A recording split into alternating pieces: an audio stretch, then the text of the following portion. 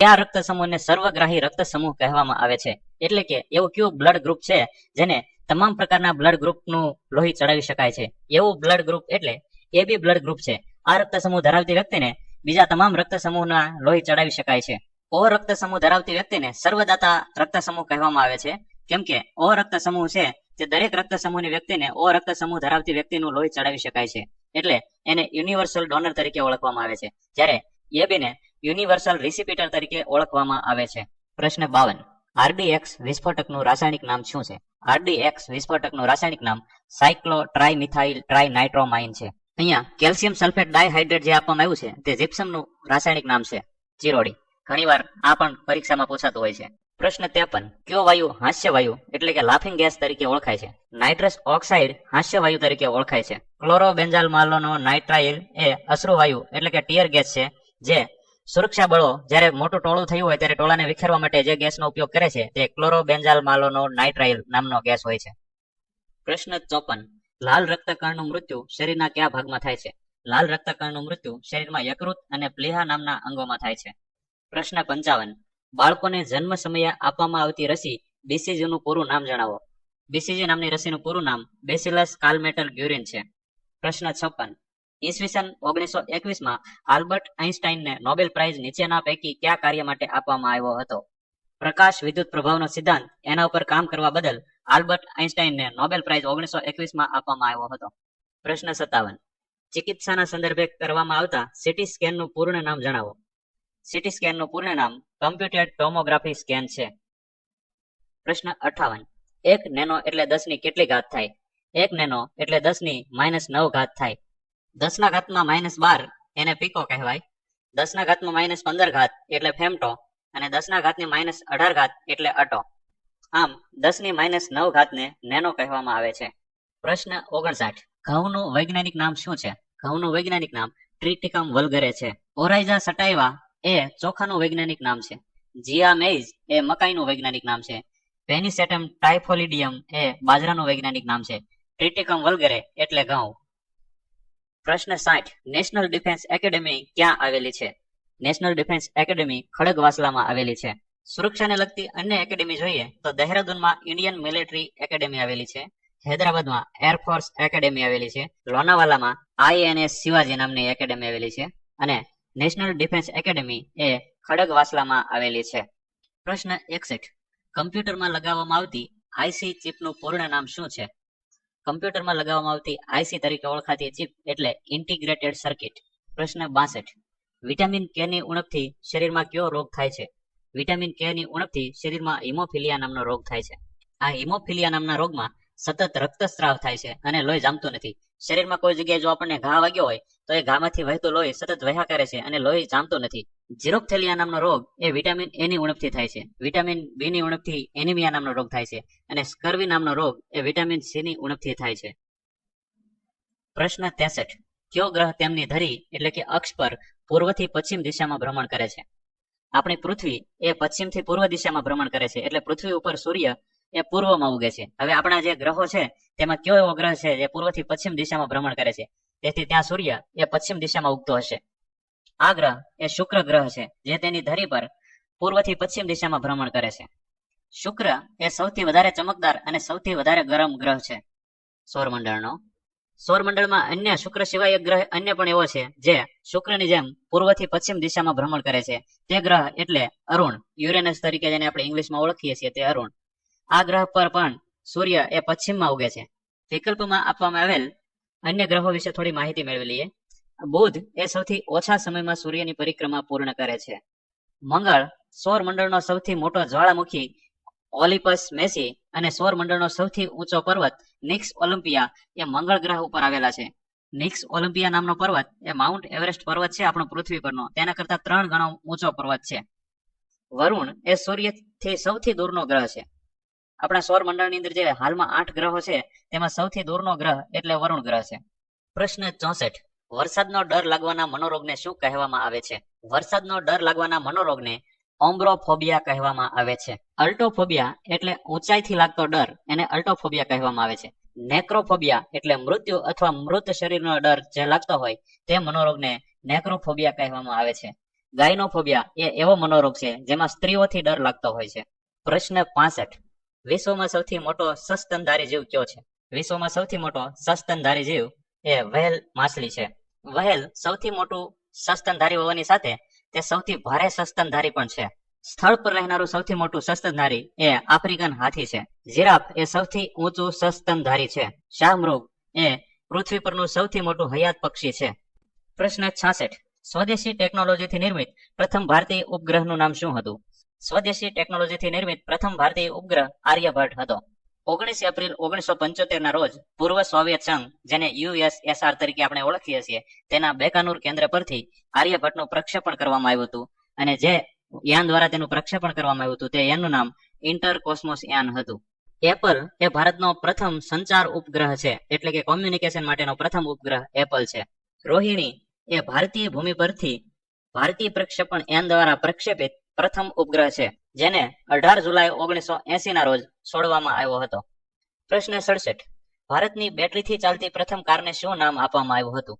ભારતની બેટરીથી ચાલતી પ્રથમ કારને રેવા નામ આપવામાં આવ્યું હતું. પ્રશ્ન 68. કૃષિ ક્ષેત્રે નોંધપાત્ર સંશોધન કરનારી બહુરાષ્ટ્રીય કંપની મોન્સાન્ટો કયા દેશની કંપની છે? મોન્સાન્ટો એ અમેરિકાની કંપની છે. પ્રશ્ન 69. ભારતમાં સ્થાપવામાં આવેલ સૌ પ્રથમ પરમાણુ રિએક્ટર કયું હતું? ભારતમાં સ્થાપવામાં આવેલું સૌ પ્રથમ પરમાણુ રિએક્ટર અપ્સરા હતું. તેજસ એ ભારતનું સ્વદેશની નિર્મિત પ્રથમ હલકું યુદ્ધ વિમાન છે. કામિની એ કલ્પકમ મિની રિએક્ટરનું ટૂંકું નામ છે, જે તમિલનાડુમાં આવેલું છે. પ્રશ્ન 70. રાષ્ટ્રીય વિજ્ઞાન દિવસ કઈ તારીખે મનાવવામાં આવે છે? રાષ્ટ્રીય વિજ્ઞાન દિવસ 28 ફેબ્રુઆરીના રોજ મનાવવામાં આવે છે. સર સીવી રામન દ્વારા શોધવામાં આવેલ રામન ઇફેક્ટના માનમાં 28 ફેબ્રુઆરીને રાષ્ટ્રીય વિજ્ઞાન દિવસ તરીકે મનાવવામાં આવે છે. 28 ફેબ્રુઆરી 1928 ના રોજ સર સીવી રામન દ્વારા રામન ઇફેક્ટની શોધ કરવામાં આવી હતી. તેમના આ ઉમદા કાર્ય બદલ તેઓને 1930માં નોબેલ પ્રાઇઝ આપવામાં આવ્યો હતો. 4 માર્ચને રાષ્ટ્રીય સુરક્ષા દિવસ તરીકે મનાવવામાં આવે છે. 22 માર્ચને વિશ્વ જળ દિવસ તરીકે મનાવવામાં આવે છે અને 22 એપ્રિલને પૃથ્વી દિવસ તરીકે ઉજવવામાં આવે છે. પ્રશ્ન 71. સુરક્ષા અને દેખરેખ માટે લગાવવામાં આવતા સીસીટીવીનું પૂર્ણ રૂપ શું છે? હાલમાં સર્વત્ર સીસીટીવી લગાવવામાં આવે છે. સીસીટીવીનું પૂર્ણ રૂપ એટલે ક્લોઝડ સર્કિટ ટેલિવિઝન. પ્રશ્ન 72. રેશમનો ઉછેર કરવાની ખેતીને શું કહેવામાં આવે છે? રેશમનો ઉછેર કરવાની ખેતીને સેરીકલ્ચર કહેવામાં આવે છે. એપીકલ્ચર એટલે મધમાખીનો ઉછેર કરવાની જે ખેતી કરવામાં આવે છે તેને એપીકલ્ચર કહેવામાં આવે છે. હોર્ટિકલ્ચર નામની ખેતીમાં બાગાયતી પાકો વાવવામાં આવે છે. પિસિકલ્ચર એટલે મત્સ્યપાલન કરવામાં આવતું હોય તેને પિસિકલ્ચર કહેવામાં આવે છે. પ્રશ્ન 73. રસોઈ બનાવતી વખતે નીચેના પૈકી કયું તત્વ સૌથી વધારે પ્રમાણમાં નષ્ટ થાય છે? રસોઈ બનાવતી વખતે વિટામિન સૌથી વધારે પ્રમાણમાં નષ્ટ થતા હોય છે. પ્રશ્ન 74. પ્રોટીનની ઉણપના કારણે બાળકોને કયો રોગ થાય છે? જો બાળકોમાં પ્રોટીનની ઉણપ હોય તો તેમને ક્વાર્શિયર નામનો રોગ થાય છે. આ રોગથી ગ્રસિત બાળકના હાથ પગ દુબળા પડી જાય છે અને પેટ બહાર નીકળી ગયેલું હોય છે. પ્રશ્ન 75. www ના સંશોધક અને પ્રવર્તક કોણ છે? www એટલે વર્લ્ડ વાઇડ વેબ, જે આપણે ઇન્ટરનેટમાં વાપરીએ છીએ, તેના સંશોધક અને પ્રવર્તક કોણ છે? તેના સંશોધક અને પ્રવર્તક ટિમ બર્નર્સ-લી છે. ચાર્લ્સ બેબેજે કમ્પ્યુટરની શોધ કરી હતી. પેલેગ્રીન પેરીએ ટાઇપરાઇટરની શોધ કરી હતી અને કોપરનિક્સ દ્વારા સૌરમંડળની શોધ કરવામાં આવી હતી. સૌરમંડળનો ખ્યાલ કોપરનિક્સે આપ્યો હતો. પ્રશ્ન 76. પ્લાઝમા સંશોધન સંસ્થા ક્યાં આવેલી છે?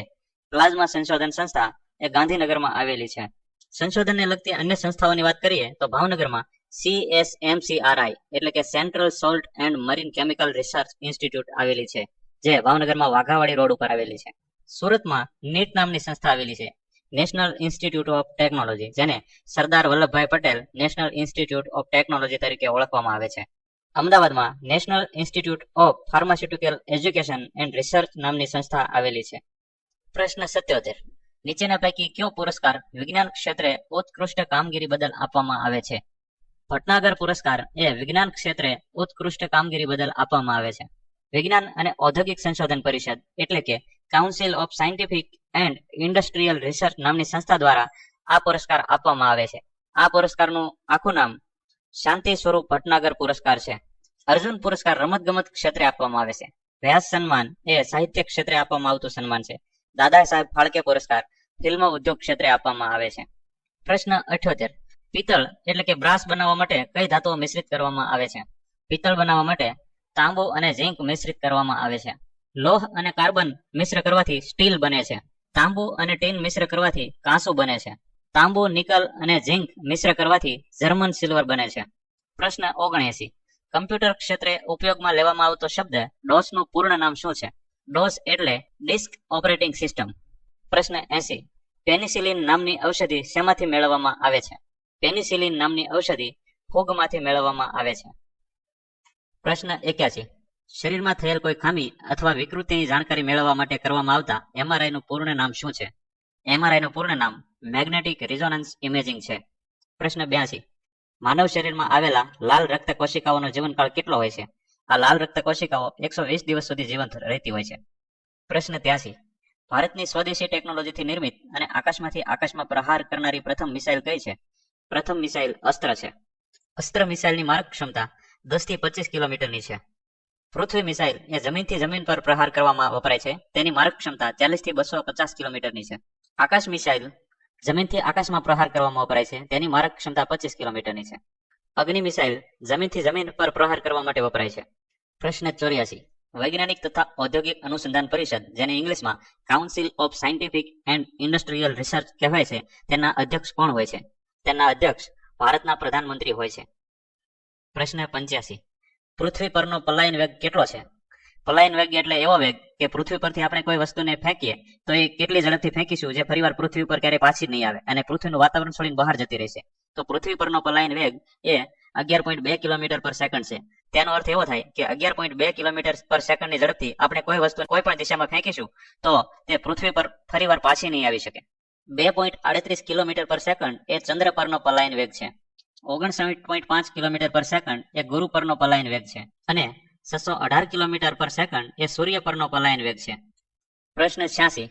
કાર્બન, હાઇડ્રોજન અને ઓક્સિજનના 1:2:1 ના સપ્રમાણથી બનેલા કાર્બનિક પદાર્થને શું કહેવામાં આવે છે? આવી રીતે બનેલા કાર્બનિક પદાર્થને કાર્બોહાઈડ્રેટ કહેવામાં આવે છે. પ્રશ્ન 87. ભારતનું સૌ પ્રથમ આંતરગ્રહીય અભિયાન કયું હતું? ભારતનું સૌ પ્રથમ આંતરગ્રહીય અભિયાન માર્સ ઓર્બિટ મિશન હતું, જેને મોમ નામથી ઓળખવામાં આવે છે. માર્સ ઓર્બિટ મિશનને અન્ય નામ મંગળયાનથી પણ ઓળખવામાં આવે છે. આ મિશન ભારતની અંતરિક્ષ પર સંશોધન કરનારી ISRO, Indian Space Research Organisation દ્વારા આ મિશન પૂરું પાડવામાં આવ્યું હતું, જે 5 નવેમ્બર 2013 ના રોજ શ્રી હરિકોટા પ્રક્ષેપણ કેન્દ્ર પરથી PSLV-C25N દ્વારા મોમને મંગળ ગ્રહ પર મોકલવામાં આવ્યું હતું. માર્સ ઓર્બિટ મિશને મંગળના વાતાવરણમાં 24 સપ્ટેમ્બર 2014 ના રોજ પ્રવેશ કર્યો હતો. આ મિશન સફળ થતાની સાથે જ ઇસરો વિશ્વની એવી ચોથી સંસ્થા બની ગઈ છે જેણે સફળતાપૂર્વક કોઈ યાન મંગળ ગ્રહ પર મોકલ્યું છે. આ અગાઉ સોવિયત અંતરિક્ષ કાર્યક્રમ, નાસા અને યુરોપિયન અંતરિક્ષ એજન્સી દ્વારા તેમના સફળ મિશનો મંગળ ગ્રહ પર મોકલવામાં આવ્યા છે. માર્સ સિક્યોરિટી રોવર અને માર્સ ઓડિસી એ નાસા દ્વારા ચલાવવામાં આવેલા મિશનો છે. પ્રશ્ન 88. શબ્દકોશનું સંકલન કરવું અને લખાણ સંબંધિત કલાને કયા નામથી ઓળખવામાં આવે છે? તેને લેક્સિકોગ્રાફી નામથી ઓળખવામાં આવે છે. લેક્સિકોગ્રાફીમાં શબ્દકોશનું સંકલન અને લખાણ સંબંધિત કલાનો અભ્યાસ કરવામાં આવે છે. ન્યુમેરોલોજીમાં આંકડાઓનો અભ્યાસ કરવામાં આવે છે. એપિગ્રાફી એટલે શિલાલેખ સંબંધિત અભ્યાસ કરતી વિજ્ઞાનની શાખા. ફાઇકોલોજી નામની વિજ્ઞાનની શાખામાં શેવાળનો અભ્યાસ કરવામાં આવે છે. પ્રશ્ન 89. હળદરનું વૈજ્ઞાનિક નામ શું છે? હળદરનું વૈજ્ઞાનિક નામ કર્કુમા લોંગા છે. જિંજીબર ઓફિસિનેલ એ આદુ એટલે કે જિંજરનું વૈજ્ઞાનિક નામ છે. સિનામોમસ જીલેનિકમ એ તજનું વૈજ્ઞાનિક નામ છે, જેને સિનામોન કહેવામાં આવે છે. ક્યુમિમમ કેમિનમ એ જીરુનું વૈજ્ઞાનિક નામ છે, જેને ઇંગ્લિશમાં ક્યુમિન કહેવામાં આવે છે. પ્રશ્ન 90. ભાભા પરમાણુ અનુસંધાન કેન્દ્ર ક્યાં આવેલું છે? ભાભા પરમાણુ અનુસંધાન કેન્દ્ર ટ્રામ્બેમાં આવેલું છે. કલ્પક્કમ તમિલનાડુમાં ઇન્દિરા ગાંધી પરમાણુ અનુસંધાન કેન્દ્ર આવેલું છે. ઇન્દોર મધ્યપ્રદેશમાં ઉચ્ચ પ્રૌદ્યોગિકી કેન્દ્ર એટલે કે સેન્ટર ફોર એડવાન્સ ટેકનોલોજી નામની સંસ્થા આવેલી છે. કોલકાતા પશ્ચિમ બંગાળમાં વેરિયેબલ એનર્જી સાયક્લોટ્રોન સેન્ટર આવેલું છે, જેને ગુજરાતીમાં પરિવર્તનીય ઉર્જા સાયક્લોટ્રોન કેન્દ્ર કહેવામાં આવે છે. આમ ટ્રામ્બે મુંબઈમાં ભાભા પરમાણુ અનુસંધાન કેન્દ્ર આવેલું છે. પ્રશ્ન 91. ફળોને કૃત્રિમ રીતે પકવવા માટે કયા વાયુનો ઉપયોગ કરવામાં આવે છે? ફળોને કૃત્રિમ રીતે પકવવા માટે એસિટિલિન નામના વાયુનો ઉપયોગ કરવામાં આવે છે. નાઇટ્રસ ઓક્સાઇડ નામના વાયુનો ઉપયોગ મેડિકલ ક્ષેત્રે એનેસ્થેસિયા માટે કરવામાં આવે છે. બ્યુટેનને રાંધણ ગેસ તરીકે ઉપયોગ કરવામાં આવે છે. કાર્બન ડાયોક્સાઇડનો ઉપયોગ આપણે જે ઠંડા પીણા પીએ છીએ તેમાં કરવામાં આવે છે. પ્રશ્ન 92. વૃદ્ધાવસ્થા સંબંધિત અભ્યાસ કરતી વિજ્ઞાનની શાખાને શું કહેવામાં આવે છે? વૃદ્ધાવસ્થા સંબંધિત અભ્યાસ કરતી વિજ્ઞાનની શાખાને જીરોન્ટોલોજી કહેવામાં આવે છે. હોરોલોજી એ સમય માપનનું વિજ્ઞાન છે. ઓડોન્ટોગ્રાફી નામની વિજ્ઞાનની શાખામાં દાંતોનો અભ્યાસ કરવામાં આવે છે. ઓર્નિથોલોજી નામની વિજ્ઞાનની શાખામાં પક્ષીઓ સંબંધિત અભ્યાસ કરવામાં આવે છે. પ્રશ્ન 93. નેત્રદાન કરનાર વ્યક્તિની આંખનો કયો ભાગ ઉપયોગમાં લેવામાં આવે છે? કોઈ વ્યક્તિ નેત્રદાન કરે તો તેની ફક્ત રેટિના નામનો ભાગ જ ઉપયોગમાં લેવામાં આવે છે. પ્રશ્ન 94. સૂર્યમંડળનો સૌથી ગરમ ગ્રહ કયો છે? સૂર્યમંડળનો સૌથી ગરમ ગ્રહ શુક્ર છે. બુધ એ સૂર્યથી સૌથી નજીકનો ગ્રહ છે, છતાં પણ બુધ એ સૌથી ગરમ ગ્રહ નથી, અને શુક્ર એ સૌથી ગરમ ગ્રહ છે. વરુણ એ સૂર્યમંડળનો સૌથી ઠંડો ગ્રહ છે. પ્રશ્ન 95. બ્રહ્માંડના રહસ્યો જાણવા માટે European centre for nuclear research, જેને CERN નામથી ઓળખવામાં આવે છે, તે સંસ્થા દ્વારા જે પ્રયોગ કરવામાં આવ્યો હતો બ્રહ્માંડના રહસ્યો જાણવાનો, તેનું નામ શું હતું?